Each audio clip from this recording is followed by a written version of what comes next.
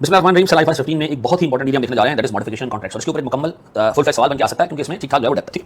Sir modification contract का मतलब क्या है? देखिए मॉडिफिकेशन का मतलब ये कि आपने एक कस्टमर को कुछ गुड्स देने के लिए एग्री किया, ठीक है जी, और फिर कस्टमर ने उस कॉन्ट्रैक्ट के अंदर चीज़ आगे चेंज कर दी। चीज़ें क्या चेंज कर दी? क्वांटिटी बढ़ा सकता है, वो रेट चेंज करने के लिए जो है वो जोर लगा सकता है, ठीक है जी, क्वांटिटी कम कर सकता है, ठीक है जी। तो इस तरह की जितनी चेंजेस हैं जो subsequent to the execution of contract होंगी वो मॉडिफिकेशन ऑफ कॉन्ट्रैक्ट कहलाएंगी, ठीक है जी। तो हम सब कुछ 5 केसेस देखने जा रहे हैं जो IFRS 15 के हिसाब से सिग्निफिकेंस रखती हैं, ठीक है जी। तो मैं आपके सामने सर कुछ केसेस रख रहा हूँ। पहला जी केस 1, गौर से देखिएगा मेरे बच्चों। सर मिसाल के तौर पे मेरा कॉन्ट्रैक्ट था कि मैंने एक बंदे को सर यूनिट सप्लाई करने हैं, से मिसाल के तौर पे 6000, ठीक है सर। मैंने इसको ये यूनिट्स बेचने हैं 100 रुपये, अग्री हो गया जी। तो हमारे पास जो टोटल अमाउंट बनी, जो टोटल सेल्स की अमाउंट बनेगी ओवर द पीरियड जब मैं इसको गुड्स बेचूंगा, ये 6 लाख रुपये की बनी, अग्री हो गया जी। हमने 6000 यूनिट्स बेचने हैं 100 रुपये में, 6 लाख रुपये की सेल करनी है, हम गुड्स देंगे, कस्टमर से पैसे लेने हैं, ठीक है जी। इसमें हुआ ये कि सर हमने 3500 यूनिट कस्टमर को डिलीवर कर दिए थोड़े टाइम में, तो और ये सारे के सारे यूनिट एक जैसे, तो 3.5 लाख रुपये की सर मेरे पास सेल्स आ गई, ठीक है जी। 3.5 लाख रुपये की सेल्स आ गई। अब जब मैंने सेल्स बुक की होंगी, रिकॉर्ड की होंगी, तो मैंने ऐसे किया होगा अकाउंट रिसीवेबल डेबिट 3.5 लाख रुपए, और मेरे प्यारे बच्चों सेल्स क्रेडिट कितने से? 3.5 लाख रुपए से। डन।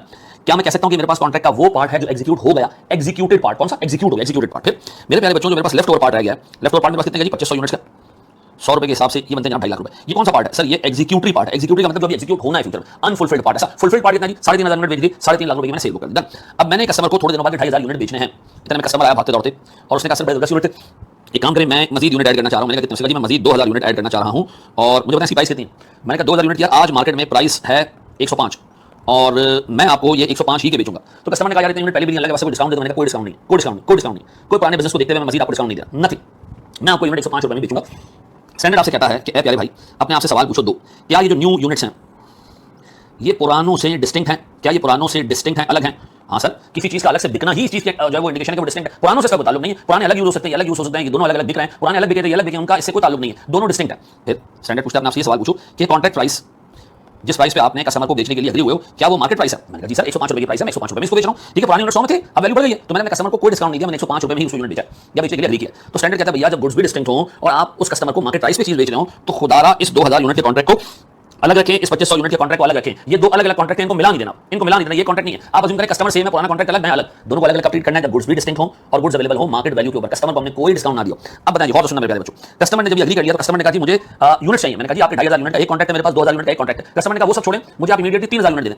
मैंने कहा अच्छा, अब मैं सोच रहा हूं कि मैं 2500 यूनिट कस्टमर को पुराने वाले दे देता हूं 100 वाले, और मैं 2000 यूनिट कस्टमर को 105 वाले दे देता हूं। तो बताएं मैं उसको जो अब यूनिट दे रहा हूं 3000, उसका ब्रेकअप क्या है? उसका ब्रेकअप ये कि सर मेरे पास 2500 यूनिट है पुराने वाले, कौन से वाले सर? 100 रुपए वाले, और सर मेरे पास 500 यूनिट मैं नए वाले दे रहा हूं, कितने? 105 वाले। तो मुझे बताएं मैंने अब सेल्स कितने से बुक की होगी? मैंने अकाउंट रिसीवेबल को फिर डेबिट किया होगा, कितने से भैया? सर मैं अकाउंट रिसीवेबल को डेबिट करूंगा 2500 × 100, ठीक है जी, प्लस 500 × 105, ऐसा। अब बताएं मेरे पास अमाउंट आती कितनी जनाब?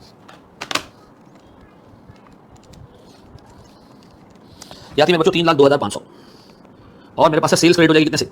3,02,500। इस एंट्री के बाद मेरा पुराना वाला कॉन्ट्रैक्ट मुकम्मल हो गया, ये पुराना वाला कॉन्ट्रैक्ट कंप्लीट हो गया, ये पूरा एग्जीक्यूट हो गया, 2.5 लाख की सेल्स की आ गई, ठीक है जी। और मेरे पास सर जो नया कॉन्ट्रैक्ट है इसमें से भी मैंने 500 यूनिट डिलीवर कर दिए, कितने?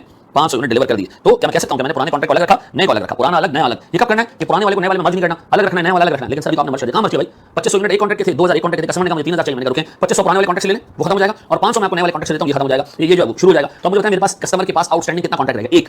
नए वाले कॉन्ट्रैक्ट में 1500 यूनिट बाकी है, मैंने ओवर द पीरियड उसको पे करना है, यानी डिलीवर करने और उससे पैसे लेने हैं। तो याद रखिएगा अगर कॉन्ट्रैक्ट में मॉडिफिकेशन आए और यूनिट्स ऐड हो तो वो एडेड यूनिट्स अगर डिस्टिंक्ट है और कॉन्ट्रैक्ट में जो आपने प्राइस रखी है वो मार्केट प्राइस के बराबर है, तो स्टैंडर्ड कहता है भैया इस नए यूनिट को और पुराने यूनिट्स को अलग अलग ट्रीट करो। नए यूनिट वाले कॉन्ट्रैक्ट को एक सेपरेट कॉन्ट्रैक्ट ट्रीट करो और पुराने वाले को सेपरेट ट्रीट करो, दोनों को मर्ज ना करो। ये बात समझ आती है?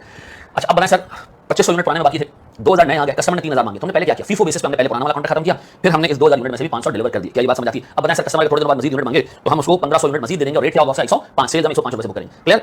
समझ आ गई sir? When the newly added units are distinct from the old units and transaction price, contract price is same as the market price, we shall treat the newly added units as a separate contract and old वाले units को हम contract treat करेंगे। अगर customer मुझसे goods मांगेगा तो मैं पहले वाले कॉन्ट्रैक्ट से गुड्स दूंगा उसको, जब वो खत्म हो जाएंगे तो फिर मैं नए वाले कॉन्ट्रैक्ट से उसको गुड्स दूंगा। पक्का? डन जी, थैंक यू वेरी मच। ये हमारा पहला केस था, 5 केसेस हैं, हम सेकंड केस की तरफ मूव करते हैं। लगना